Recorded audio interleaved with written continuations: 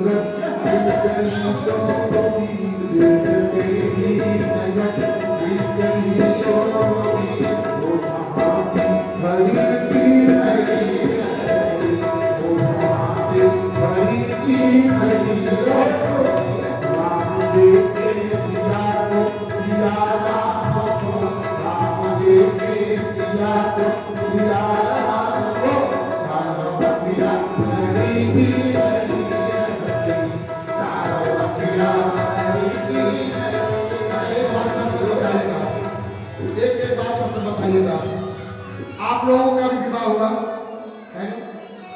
जब अपने स्वामी को आपने पहली बार देखा था तो क्या दशा था, क्या स्थिति थी माता? थोड़ा एक बार बताना जरूर, सोचना जरूर। हाँ, एक बार देखने के बाद भरा था क्या? हाँ ना, एक बार देखने के बाद इच्छा समाप्त हुई क्या?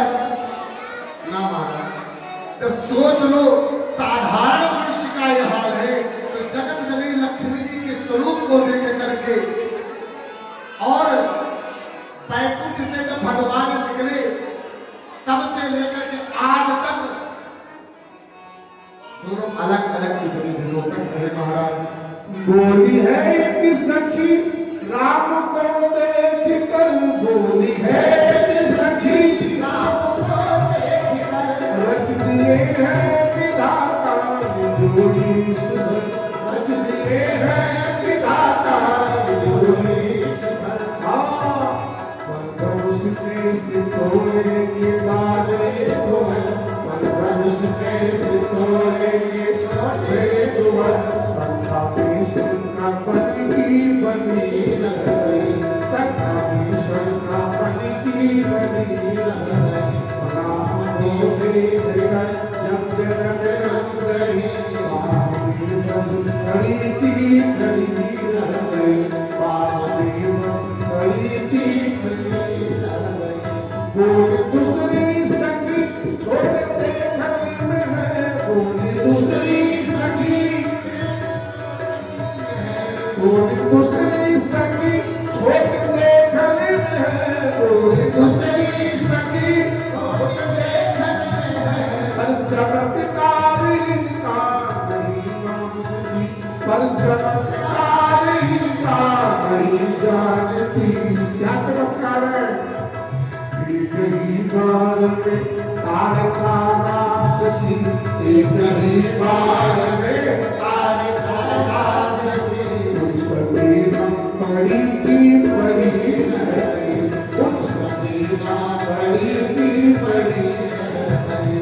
राम देखे सिया को सिया राम को, राम देखे सिया को सिया राम को, चारों अखियां लड़ी की लड़ी रह गई, चारों अखियां लड़ी की लड़ी रह गई, चारों अखियां लड़ी की लड़ी रह गई, चारों अखियां लड़ी की लड़ी रह गई, चारों अखियां लड़ी की लड़ी रह गई, चारों अखियां लड़ी की लड़ी रह गई। इस तरह से गौरा जी के प्रभु के दर्शन किए और दर्शन करने के बाद मैया अपने नेत्रों को बंद कर लिया। मन में यही भाव की जो छवि देखी है, छवि तुम्हारे आंखों से बाहर ना लाए। मन में नेत्र को बंद करते हुए शरीर एकदम पुलकित हो गया है।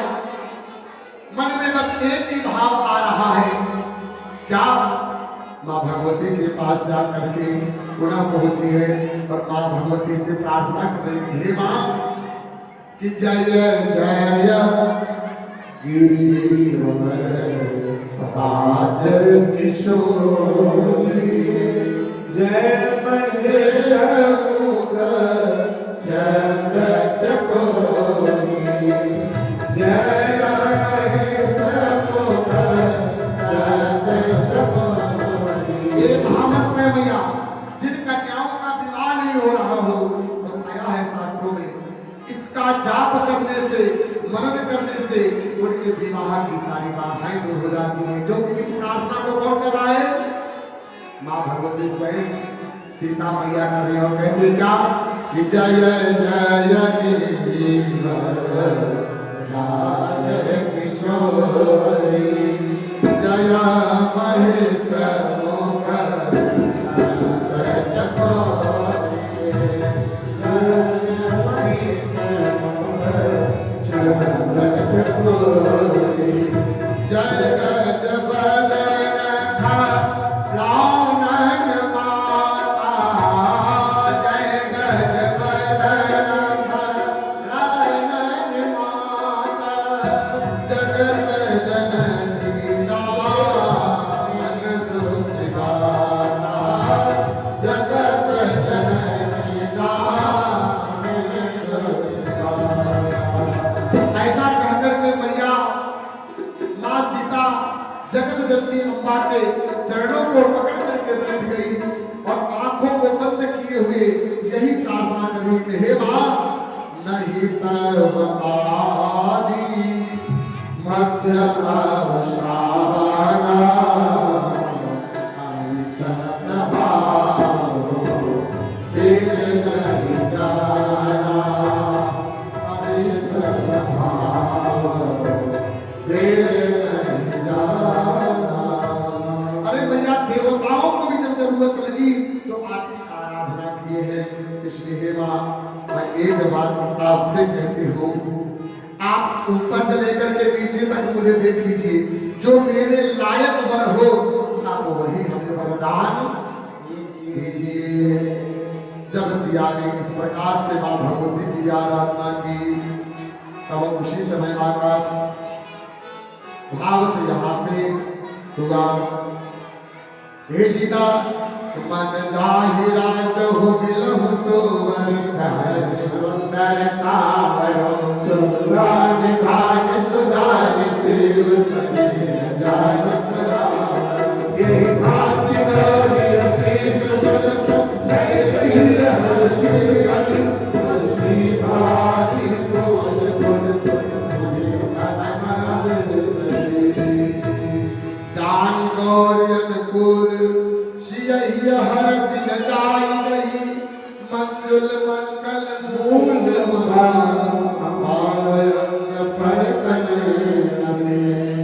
भगवती के गले में टका हुआ माला गिर करके जानकी जी के ऊपर आ गया। जानकी जी मां का संदेश समझ गई और मां भगवती ने आशीर्वाद दिया कि जाओ जाहु मन जाहि राज्य मिलहु सोवर सहज सुंदर सावरो। ये भी डिसाइड कर ले, गोरा वाला मिलेगा काला वाला मिलेगा, है ना? कौन? सावरो। और नाम क्या दिया? करुणानिधान। कैसे है वो? अच्छा, गौरी मैया ने जो नाम सिया जी को दिया था, जीवन भर मां सिया ने यही नाम से प्रभु को पुकारा है। किस नाम से? करुणा निधान। अपने स्वामी को हमेशा करुणा निधान करके मां पूरा पुकारती थी, मां सीता पुकारती थी। इस प्रकार से गौरी मैया का आशीर्वाद मिलकर के बड़ी सराहते हुए हृदय भाव में अपने स्थान को गई। शुक्ला मनोरम वापस आ रहे हैं, गुरुदेव के पास में आए। गुरुदेव कहने लगे इतना विलंब कहाँ हो गया? हाँ, राम जी कहते हैं कि गुरुदेव जैसे ही मैं फुलवारी में गया फूल तोड़ने के लिए, वहां पे मैंने एक सुंदर कन्या को देखा और उसके स्वरूप को देख करके मैं मोहित हो गया। उसके स्वरूप ने हमारे चित्त को रोक लिया और चित्त को रोक करके उन्होंने जिस कारण से प्रभु विलंब हो गया, प्रभु उसके प्रति बड़ा विशेष प्रेम उत्पन्न हुआ मेरे मन में। अच्छा देखो, यहां बड़ी बारीकी वाली बात है। क्या बारीकी वाली बात है? राम जी के साथ जो भी घटना घटी, उस घटना को आकर के उन्होंने अपने गुरुदेव से बताया। आपके जीवन में भी आप अपने बच्चों के साथ ऐसा व्यवहार हो, या बच्चों को सिखाओ, आपके जीवन में अगर कोई ऐसी बात घटित होती है तो आकर के अपने माता पिता को अवश्य बताना चाहिए। पिता के स्वरूप मान करके अगर जनक जी ने दिया है तो राम जी को गुरुदेव आशीर्वाद दे रहे कि राम कि सुफल मनोरथ हो तुम्हारे, सुफल मनोरथ हो तुम्हारे। राम लखन सोनी, राम लखन सने आए सुखारे। राम लखन सोने आए सुखारे। इस प्रकार से राम जी को आशीर्वाद दिया। राम जी सीता जी के स्वरूप का दर्शन करके आए हैं। आज उनको कुछ अच्छा नहीं लग रहा है। रात की चादरी में बैठे हैं, चंद्रमा को देख करके निहारते हैं और क्या कहते हैं, प्रभु ये चंद्रमा भी आज उतना अच्छा नहीं लग रहा है जितना कि पहले अच्छा लगा करता था। बोले क्यों? बोले इस चंद्रमा में भी दाग है और इस चंद्रमा में भी ग्रहण लगता है, लेकिन आज जिस दिव्य रूप का मैं दर्शन करके आया उसमें तो चंद्रमा से भी ज्यादा सुंदरता है। आज प्रभु जी सिया जी का बखान कर रहे हैं, उनके स्वरूप का बखान कर रहे हैं कि वैदेही मुख पट तर दीने, यदो सुगढ़ अनुचित कीने। मुख पट तर दीने, यदो सुगढ़ अनुचित कीने। अगर मैं सिया जी के स्वरूप का तुलना चंद्रमा से करूंगा तो सिया जी के स्वरूप के इस भाव की निंदा होगी, इसलिए ये भी बात मैं नहीं कह सकता। अब यहां पर समय व्यतीत हुआ, मैया स्वयंवर की रचना रची जाने लगी और राजा जनक ने अपने गुरु सत्यानंद जी को बुलाया और विश्वामित्र को स्वयंवर में ले जाने के लिए आग्रह किया। कहते हैं जैसे ही राम जी रंगभूमि में प्रवेश करते हैं तो वहां एक घटना घटती है। भैया क्या घटना घट रही है कि वहां पर जितने लोग हैं जो जैसे स्वरूप में भगवान का दर्शन कर रहे हैं, भगवान उनको उसी रूप में दर्शन दे रहे हैं। किसी को लगा जो बलवान है उसको बलवान दिखाई देते हैं, जिसको लगता है कि सुंदर है वो सुंदर दिखाई देते हैं, और कई लोगों को तो भगवान राम में ही शत्रु भी दिखाई देते हैं। कदे जाकी रही भावना जैसी प्रभु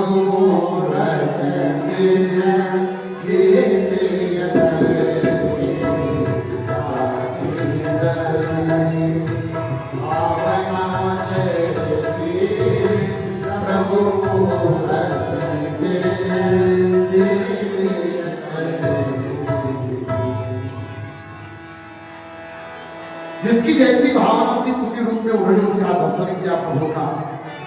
तो वो मंचस्थ हुए, उच्च आसन पे जो है भगवान को विराजमान कराया गया। और सब लोग मिलकर के यज्ञ की रचना को आगे बढ़ाते हैं। जो नट है वहां पर जो राजा जनक ने संकल्प लिया है, उस संकल्प को दोहराया है, बताया है कि देखो जिस लिए यह धनुष यज्ञ किया गया है आप सब लोग इससे परिचित हैं, लेकिन फिर भी आप लोगों के मध्य में यह संकल्प दोहराया जाता है। संकल्प को दोहरा करके सब लोग एक एक करके धनुष को तोड़ने के लिए जितने राजा आए हैं प्रयास करने में लग गए। अच्छा, कितने राजा आए हैं? 10,000 राजा आए हैं। अच्छा, एक जब धनुष उठाने को लिए जावे 9,999 यही मनावे भगवान से, भगवान ये धनुष उठे ही। अब एक बात बताओ, एक आदमी कह रहा है उठाने को और 9,999 कह रहे थे धनुष ना उठे, तो बताओ उठेगा वो? हाँ, उठने वाला नहीं। इस प्रकार से सब राजाओं ने प्रयास किया लेकिन किसी को सफलता नहीं मिला। अंत में सारे जितने भी राजा आए हैं सब मिल करके एक साथ में धनुष को उठाने लग गए। अच्छा, किसी ने पूछा एक बात बताओ, तुम लोग एक साथ मिलकर के धनुष तो उठा रहे हो, मान लो अगर धनुष को उठा लिया तो विवाह किसके साथ में होगा? उन्होंने कहा पहले धनुष को टूटे फिर बाद में बंद हो गए। हाँ, पहले क्या हो धनुष टूटे, बोले क्या करोगे? बोले धनुष टूट जाएगा, हम आपस में लड़ेंगे। क्या करेंगे? आपस में लड़ेंगे और लड़ने के बाद जो बचेगा वही विवाह करेगा। भगवान सोचने लगे महाराज जिनका उद्देश्य ही है कि पहले तोड़ो फिर बाद में लड़ो, जिनके उद्देश्य ही पवित्र ना हो उनका काम भला सफल कैसे? और भूप सहस्त्र दस एक ही बार, भूप सहस्त्र दस एक ही बार, देव कौन करता, देव कौन करता, भूप सहस्त्र दस एक ही बार, देव कौन करता,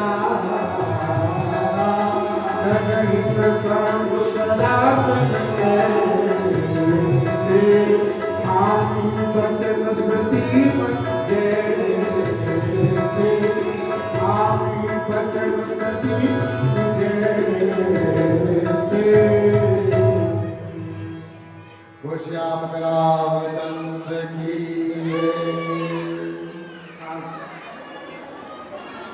इस प्रकार से भैया इन लोगों ने बहुत प्रयास किया और जब देखा सब लोग मिलकर के भी इस कार्य को करने में नहीं योग्य हो पाए, जनक जी मन में विचार करने लग गए, मैंने यह संकल्प करके कहीं गलत तो नहीं कर दिया, मन में बड़ा संशय है। और यह संशय लेकर के कहते हैं राजा जनक, अगर मैंने यह जाना होता यह पृथ्वी वीरों से खाली है, इस भूमंडल में भुवन में कोई ऐसा व्यक्ति नहीं जो इस धनुष को उठाने के योग्य हो, तो मैंने ऐसा संकल्प कभी किया ना होता। दीप लेप के भूपति ना पाए सुख हम जो प्रभुता, देव जनुज धरि मनुज शरीरा विपुल वीर आएर धीरा। तो श्याम रामचंद्र की जय। इस प्रकार से भैया जब इस बात को लक्ष्मण को बोध हुआ, लक्ष्मण जी कहने लगे राजन, आपने जो यह वचन कहे हैं ये अनुचित कहे हैं। राम जी समझाते हैं कि सच्चे योद्धा सच्चे छत्री अपमान नहीं सह सकते हैं, जिनको सुनने का ताव नहीं वो चुपके से रह सकते हैं, जिनको सुनने का ताव नहीं वो चुपके से रह सकते हैं। वेदवंशी वीरों में होते अनुचित वाणी कहलाती है, अनुचित वाणी कहलाती है, अनुचित वाणी कहलाती है। भाव मत सी लगती है, पृथ्वी वीरों से खाली है, पृथ्वी वीरों से खाली है, पृथ्वी वीरों से खाली है। लक्ष्मण जी कहते हैं राजन, जहां रघुवंश मणि रघु के वंश का कोई एक व्यक्ति उपस्थित हो, वहां पर यह अनुचित बात कहना शोभा नहीं देता है। आप कहते हो कि इस धनुष को कौन तोड़ पाएगा? अरे जहां पे रघुवंश मणि साक्षात विराजमान हो, वहां पे भला ये धनुष क्या चीज है? अगर इनका आशीर्वाद हो तो उनका मैं एक छोटा अनुज अकेले ही इस धनुष को, क्या इस ब्रह्मांड, इस पृथ्वी को, कंदुक अर्थात गेंद की सामान उठा करके मैं इसको फोड़ डालूं? क्या सुन करके अच्छा यहां पे कई शब्दों ने कई भाव रखे। क्या भाव है? एक शब्द कहने लग गए कि लक्ष्मण जी ही आके क्यों मंडप पे उठे? इतना बड़ा राज्यसभा था, विश्वामित्र थे और भी लोग थे। तो एक बात बताओ, राम का है मणि, राम जी का है मणि, मणि, और मणि की रक्षा कौन करता है? राम करता है। अच्छा, मणि को अगर हानि पहुंचेगी तो सबसे पहले कौन आगे आएगा? राम है? राम नाम रघुवंश मणि। जैसे ही रघुवंश राघव जी के ऊपर बात आई, वैसे ही लक्ष्मण खड़े हो गए, सावधान है ना? सावधान क्या है? अच्छा, दूसरा भाव लक्ष्मण जी कहते हैं, यहाँ पे गुरु महाराज गोस्वामी बाबा कहते हैं, एक बात बताओ, सूर्योदय के पहले क्या होता है? सूर्योदय पहले क्या होता है? अरुणोदय। मतलब पहले लाल लाल लालिमा फैलती है, उसके बाद में सूर्य का उदय होता है। तो लक्ष्मण जी कौन है? अरुणोदय। और भगवान राम क्या है? सूर्योदय। सूर्य का उदय कब होगा? जब अरुणोदय होगा। लक्ष्मण जी कैसे खड़े हुए, तुरंत जो है राम जी ने जब इनको क्रोध करता देखा, बेटा शांत रहिए, इशारा से बुलाया, बैठाया अपने पास में। गुरु जी दिखा के राम उठो, अब क्या विचार आप कर रहे हैं? राम जी ने जैसे ही गुरु जी की आज्ञा पाई, कहते हैं कि शुभ जानी विश्वामित्र सभा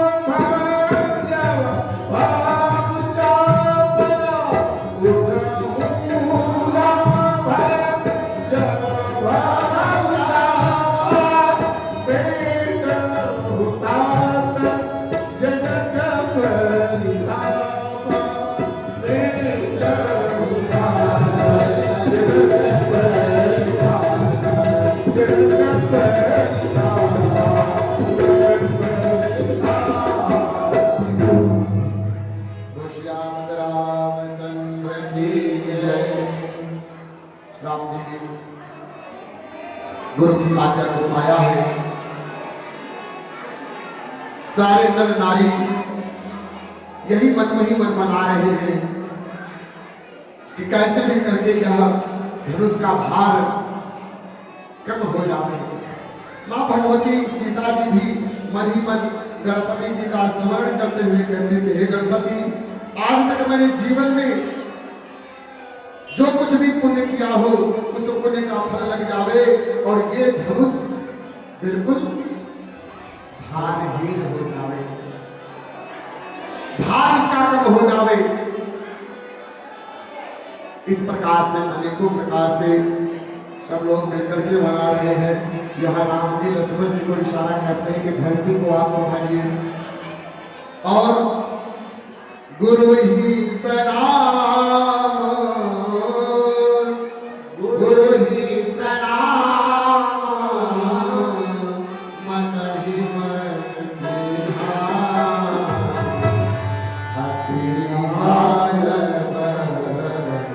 उठाय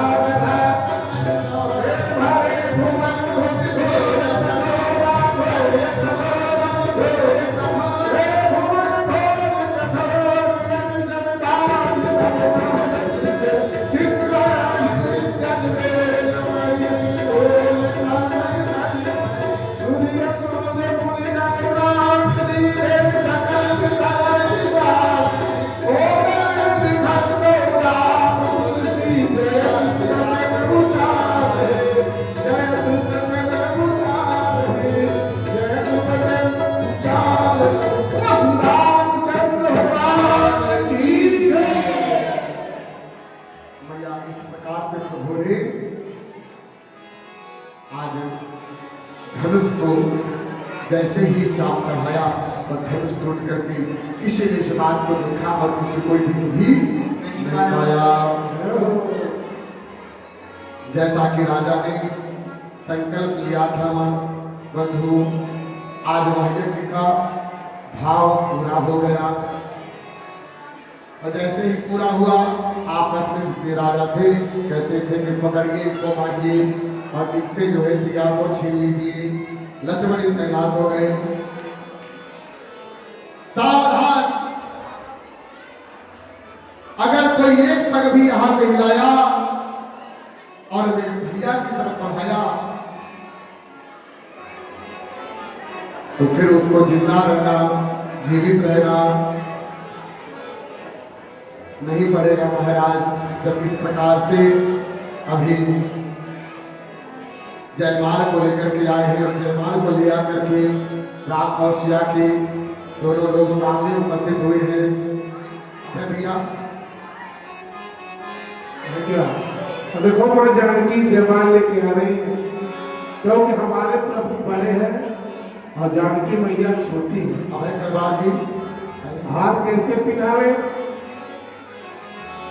सतिया गा रही है बड़े सरकार, ससुराल ससुराल, अब आपकी ससुराल बन गई है।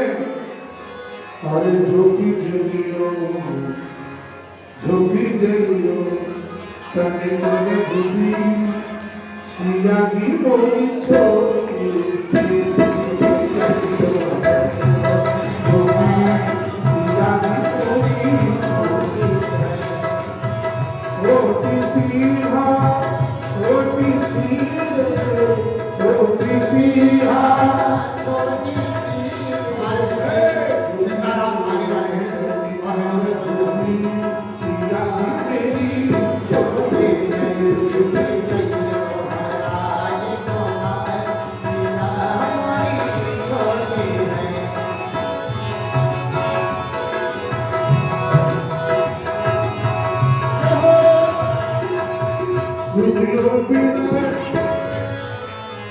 सुनियो बिनय दशरथ जू के लाला, सुनियो बिनय पहिलो आज विजय बरमाला, पहिलो आज विजय बरमाला, पहिलो आज विजय बरमाला, पहिलो आज विजय बरमाला। हम गावे मंगल चा पिया दी बोली छोड़ी, हम गावे मंगल चा। अरे भैया पहले विवाह होगा पूरी रात बात आता है। हम लोगों के बीच में इतना बढ़िया भजन गाया जा रहा है, सारी रात गाया जाता था। आप लोग साथ में गाइए, क्या बोलना है? जो भी जइयो तने जब भूमि सिया दी बोली